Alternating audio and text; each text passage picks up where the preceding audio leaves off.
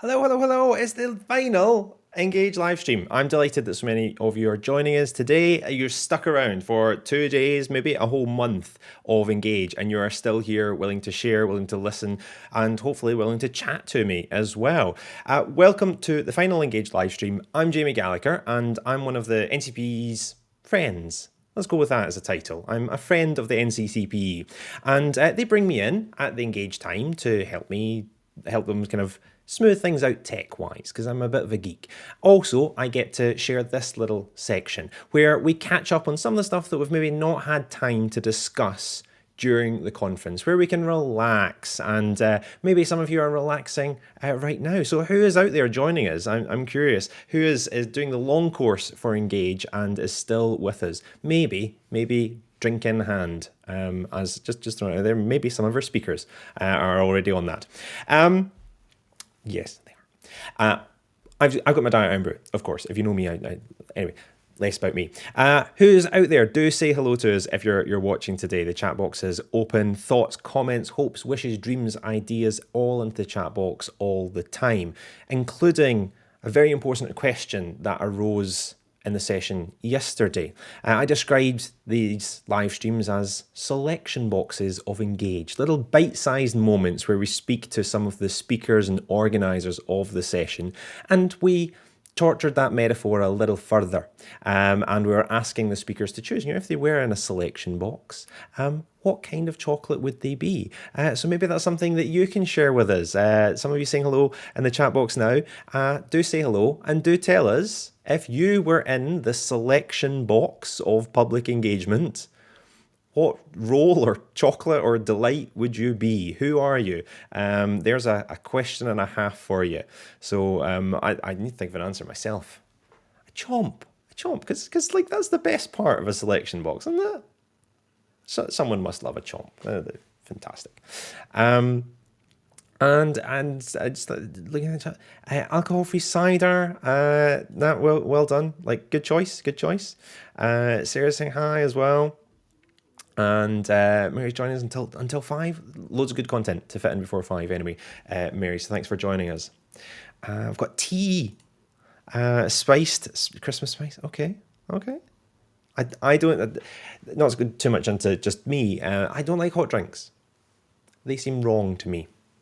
But you know what is not wrong? Recapping on Engage.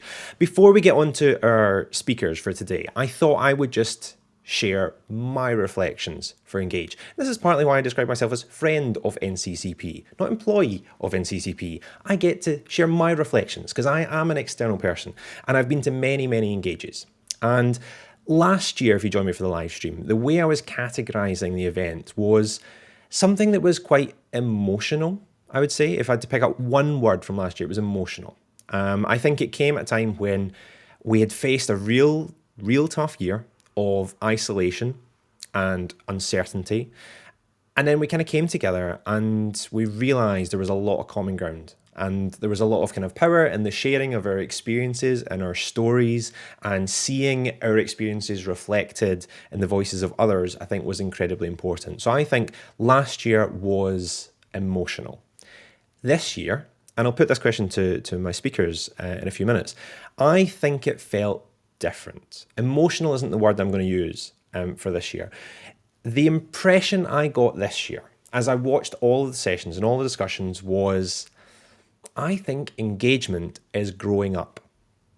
That's the sensation I got from the Engage conference this year.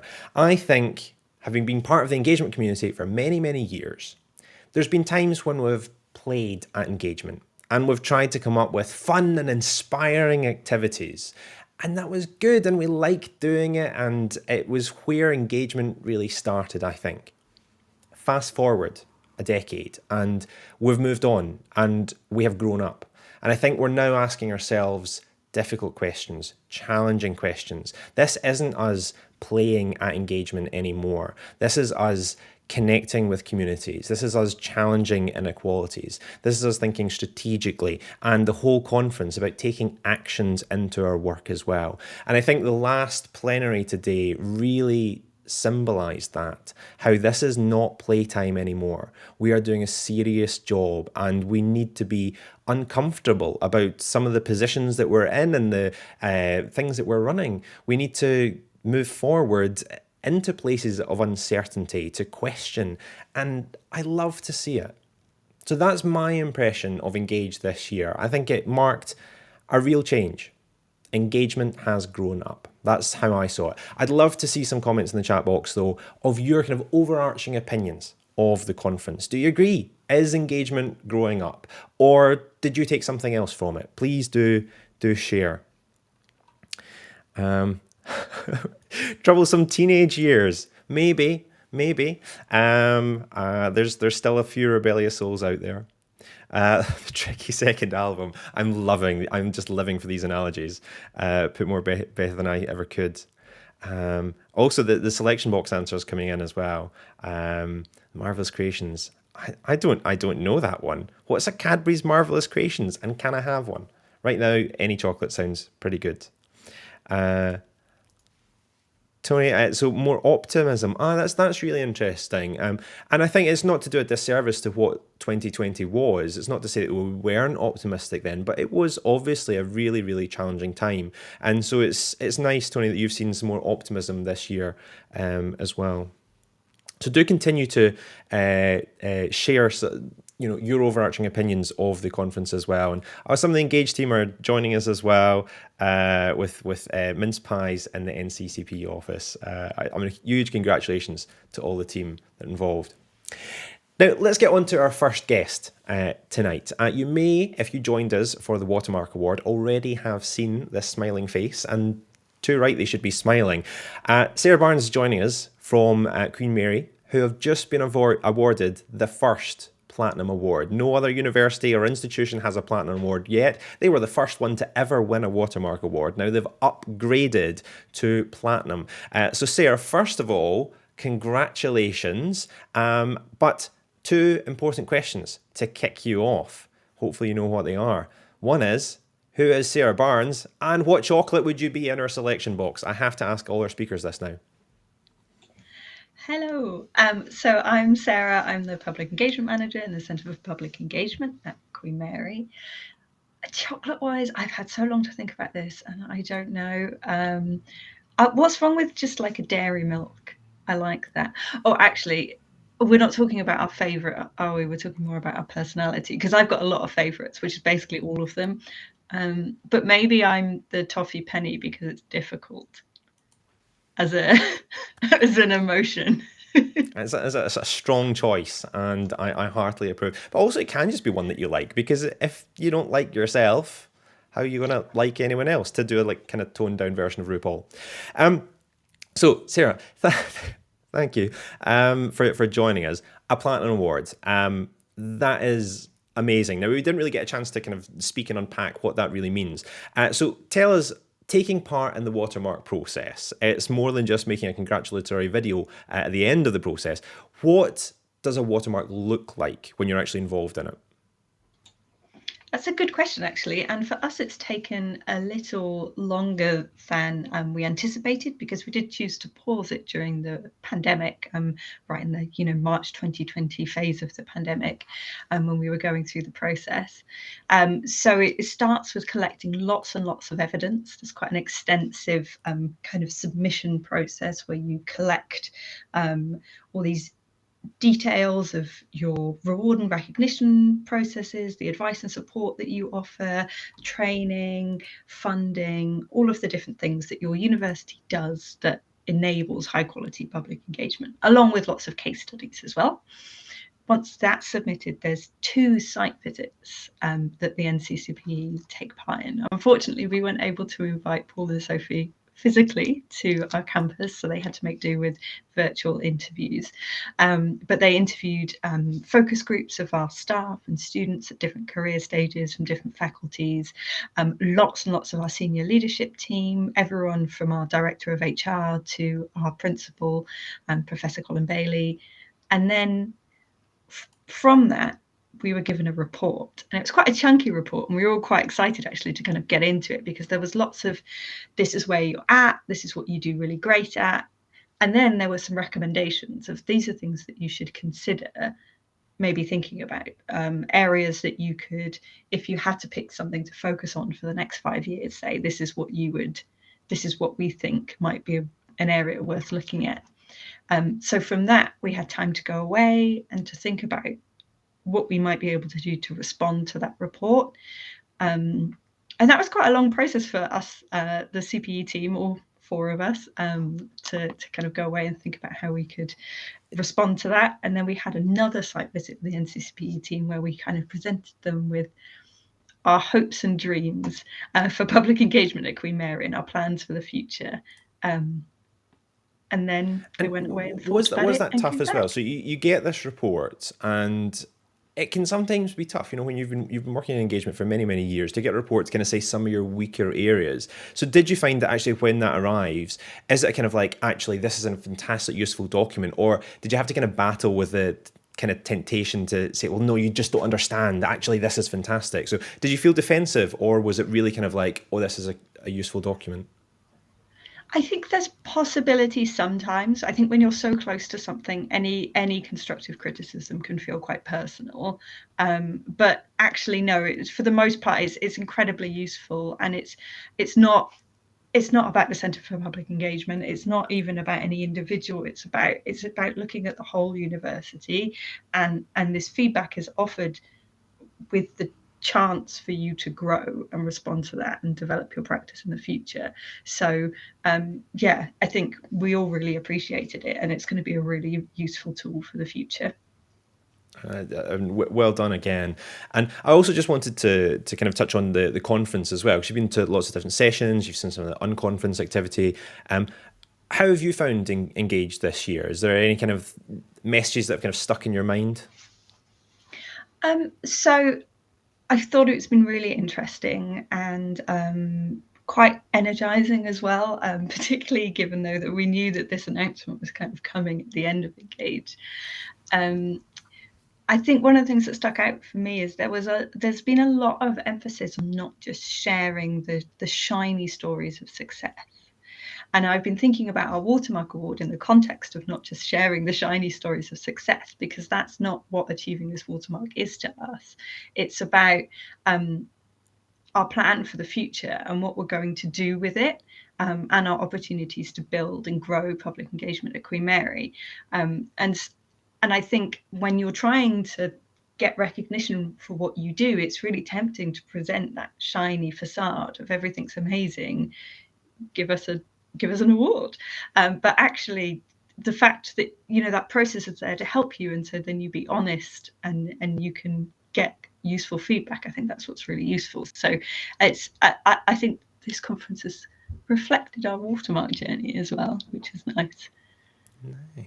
And on that journey, thinking about either your public engagement journey or Queen Mary's, or just where you see the engagement landscape going in future. Let's have a little bit of future gazing from Sarah.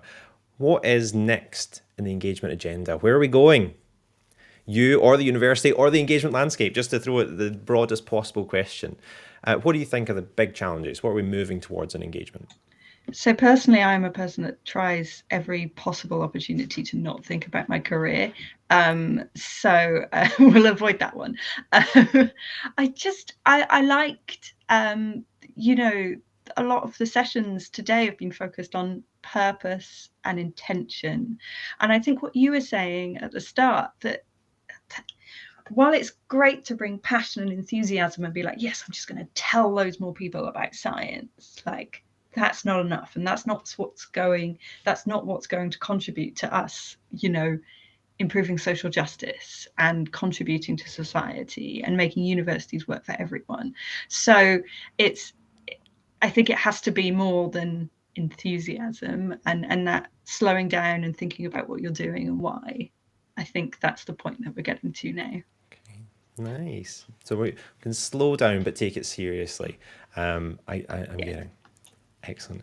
Sarah, again, congratulations on your Planet Award to you and the whole team, because I know it's a huge team effort and you're here representing the whole centre. So thank you very much for that, and congratulations to everyone involved. Thank you for joining us on the Engage live stream. Bye, Sarah. We've got a couple more guests to come, including we'll be hearing from Sophie as well. And I know it's worth sticking around. Sophie has been agonising over this choice because I am going to ask her. I am going to ask her the question, and we're going to find out. But before we speak to Sophie, we're going to rewind a little bit.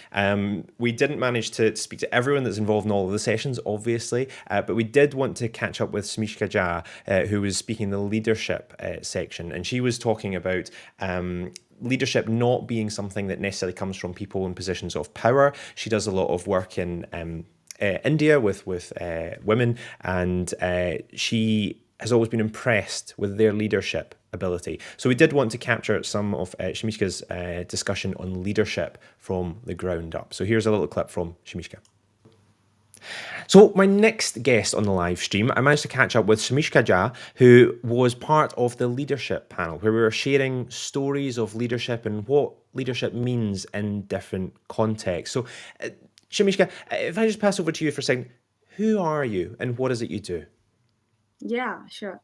So, my name is Samiksha. I'm from India, based in New Delhi. I'm working in organization Martha Farrell Foundation as a program officer, and my expertise in working on gender, and I work with women domestic workers and adolescents.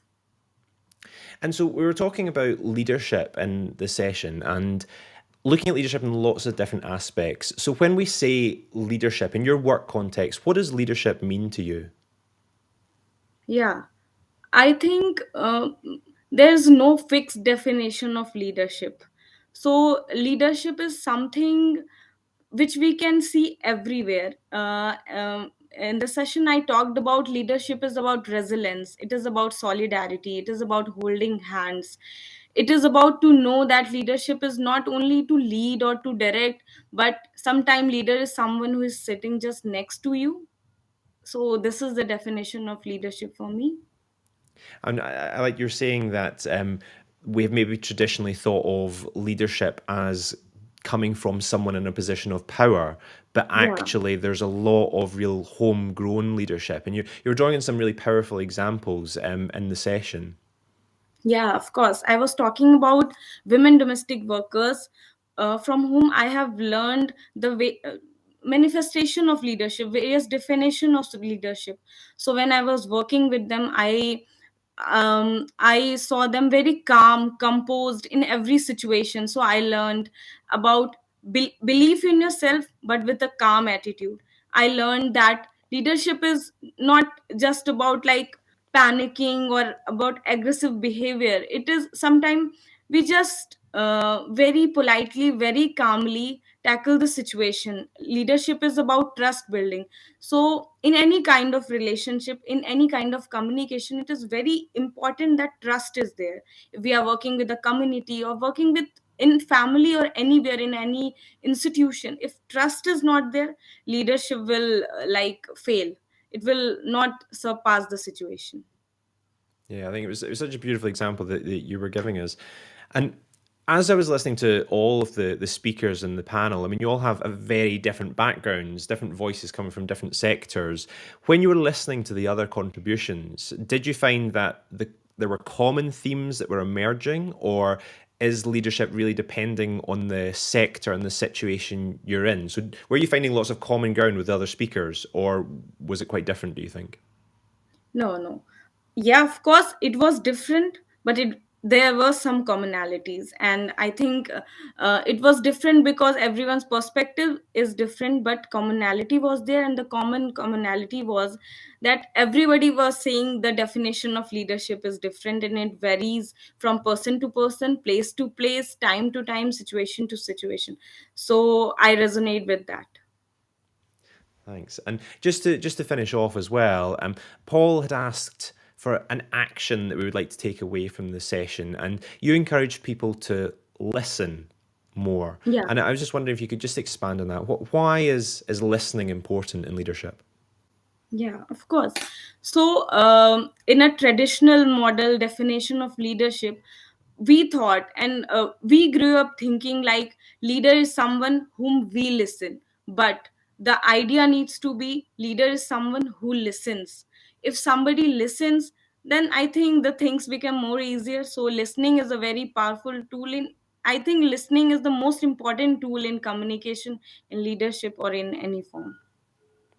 Brilliant. And what an excellent point to listen. What an excellent point to leave it on there. Thank you very much. So a challenge to everyone watching at home in those positions of leadership to listen to everyone, and that leadership is not necessarily directed from a position of power. There's a lot of it happening right on the ground, and we should recognise that more. Jamie, thank you so much for joining us on the Engage live stream. Thank you very much. Thank you, Jamie.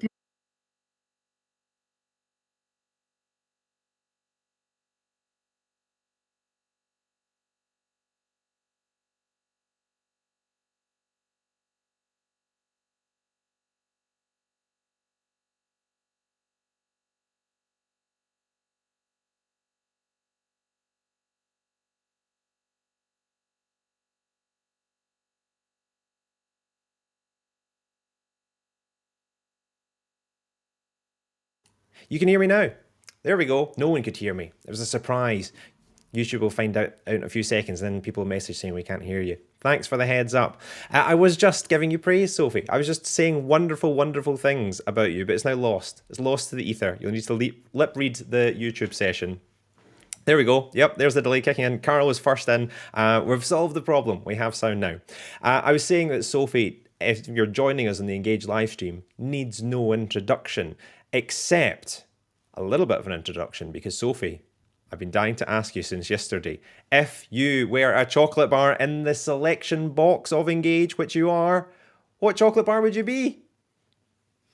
Oh dear, I was really worrying about that, but I was taking the Quality Street analogy, and I think in the Quality Street box there's a purple chocolate, and it's completely covered in caramel, so it's quite soft, it's quite friendly, it's quite. And then right in the middle there's a big hard core of hazelnut, which is equally good but really tough. What a beautiful introduction. A perfect choice, Sophie. Welcome. I mean, you must be exhausted. It has been a packed 2 days. Before we unpack some of Engage, what does the conference mean to you? It's obviously a big focus for the NCCP at the end of the year. What does the conference mean to you? Oh, wow, that's a great question, Jamie. I mean, from the very early days of the NCCPE, we were really keen to recognise that this is a collective work.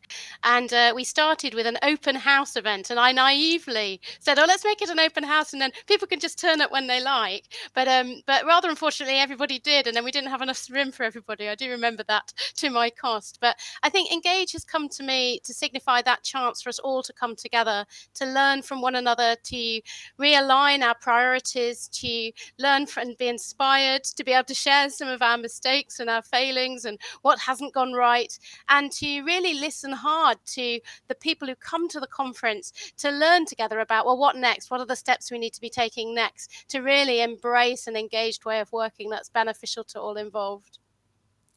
And I was saying at the start of the live stream as well, that I feel that each Engage has its own flavour. It just kind of develops over the course of the conference somehow. And that last year was kind of emotional. This year I felt like kind of very grown up sensibility to the conference. Did you find any particular themes kind of emerging for you? Yeah, I mean, I quite liked your analogy of, like growing up. I'm not quite sure I would use quite the same language, but I think that we are maturing as a sector. 12 years ago when the NCCP started, there were not a load of people called public engagement professionals working within universities, for example. And a lot of people felt much more isolated. Now people are beginning to feel a bit more connected. And so I think that there has been a maturing of the sector and a take up of some of the agendas by policymakers and funders, which is making the work much more possible, I guess. I think the thing I'm left with, and no doubt after I've had a chance to sleep and reflect, I'll think differently, but I think the last couple of days to me have been about collective. It feels like we're gathering together around some really important issues around addressing social injustice, and we feel more of a collective in trying to address them. And that really excites me, because I think it's not down to any one of us to make, and Karen said it brilliantly in the closing plenary. It's one of us is not going to change everything around some of the structural oppressions that we see, but that actually we all can play a role. And why not, if we build networks and collaborate together, we can have meaningful action that leads to change. And I felt that sense in the conference this year. Yeah, and I think Karen's keynote at the end, I think, was a really nice kind of call to action for all of us, and that's something that's been embedded throughout the conference as well. This idea of action. So going forward, what is next? Challenging what it is we do. And just thinking about that kind of going forward, I was wondering for the NCCP, as you move forward into 2022, what are the kind of bigger pieces of work that you're hoping to tackle, or what's the direction setting for 2022? Yeah, well, it would be unfair to say that that's all set, but I think there are a few agenda items that have been reinforced, I think, through the conference this year. And one of those is about how do we collectively reflect on our practices through an inclusion lens, and how do we collectively get better at thinking those things through, talking about those things, and how can our practice become more inclusive of those we currently inadvertently exclude by not understanding how to develop and design programs appropriately. So I think we're definitely going to be doing some work on that, and we've been working with a small working group of public engagement professionals to lay the foundations of that work, and we'll be going out to consultation on that early in the new year, so that's quite exciting. We're really interested in doing more work around leadership, both leadership in terms of the change makers that, are public engagement professionals or researchers who are engaged, people who are really trying to make a difference, but also perhaps some of the more senior leaders within universities. They are tackling a whole host of challenges currently and a whole host of opportunities like the knowledge exchange framework, giving people an opportunity to really reflect on how they're engaging with society. I think there are a whole load of things around place-based engagement or levelling up agenda that is really challenging universities, and not least the civic agenda and how universities are reimagining their relationship with place. And I think, senior leaders are really looking for an opportunity to come together, to reflect, to be able to share their failures and their challenges, and to really make sense of that. So I think making a space for that's really important. And I guess the third thing for us is thinking hard about how to support people, the funders and the policymakers, so that the policies and the funding that they're offering is actually building value into the sector rather than inadvertently undermining the great work that's happening. And we just have a few minutes. I know in the live stream, but I was thinking we heard from someone who said this is my first Engage as well, and so I know that when you're speaking to Engage, you're speaking to the veterans, people who have been to many before, some people that are coming for the first time, and I wanted if you could just say a word or two about if people are starting off in the engagement world, maybe they are an individual within that organisation, or maybe they've not been in their role terribly long. Do you have any advice that you would give for people to get more involved with either the NCCP or the engagement community? How can people start building those connections and relations, would you say? Oh, that's great. A great question. And first to say that you're very, very welcome. If you're new to engagement, if you're new to a role, or if you've been working in engagement a long time, but you've never participated with public engagement professionals or the NCCPE before, then you're really, really welcome. And we really benefit from your wisdom and support, and also your insights. And we are a very supportive community. And the NCCPE have a public engagement professionals network. That network has been running for a number of years now. And we've got some great plans next year to refresh how we do the network. So how we create supportive places for people to come together to network in real time, but also other ways to be able to do that when, asynchronously. And so definitely join the PEP network. It's free to join, and you'll be linked into a Slack channel where the PEP network members participate in it. So that's one advice. The second thing is to find out if there's a local public engagement professionals network in you. There's one in Scotland, there's one in London, there's one in the north, I think, with Bentley running it. There's another in Leicester, I think. But see if there's a local network and join it. It will be brilliant. And I guess that the third thing really is to think about how else you can reach out and support, get involved in stuff that's relevant to you. So it depends on what you're interested in. But we run a number of events, and we run a number of things like the Engage Academy. So the Engage Academy, currently we have 60 delegates who are coming together really to equip themselves as change makers. And that covers people really new to engagement all the way to those veterans of engagement who are all trying to refine and enhance their practice. So yeah, do get involved. We'd love to see you at, the next PEP event. There's going to be one just before Christmas, a PEP social, which I think is on the 17th of December. So why don't you come along, come and have a glass of mulled wine or your favorite beverage and join in. Lovely. Oh, it's a friendly community. It is. And so just before we say goodbye to you today, Engage 2022, is that something we can look forward to? Or is that something we just don't ask yet? It's so interesting. I think that I have a little hunger, so you can hear it here first, to try and do something a little bit different on alternate years for Engage. I think we often talk together as a community about who isn't in the room. So we've got brilliant, wonderful connection with, engaged researchers, with some policymakers, with public engagement professionals, small number of community organizations or patient representatives, and that's brilliant. And we love the discourse and we love the building. But then sometimes I find myself wondering, if we created a different kind of Engage, how might that suit the needs of different groups of people? So we're going to be thinking about that as a team. I'm not sure what that will lead us to, but no doubt we'll be in contact early in the new year to let you know what we're thinking and get some of your input into that. Excellent. Sophie, thank you very much for joining us in the live stream, and thank you very much for putting on Engage. It's been a fantastic conference. Oh, and thank you, Jamie. And that is the end of Engage. It's the official end of Engage and the unofficial, my little end of Engage. Thank you to all of you who have joined the live stream, who have chatted along, because we need a little bit of this, don't we? There's a lot to unpack after the conference. It's nice to just have a relaxing space. And these conversations are going to continue. They're going to carry on the Slack channel. They're going to carry on into next year. And we're going to see where does engagement grow. I said that I think engagement is growing up. We heard that echoed in Sophie's comments saying that the sector is really maturing. And I'm excited. I'm excited for what comes next. And I'm glad that all of you are joining me on that journey. I will see you again. Goodbye.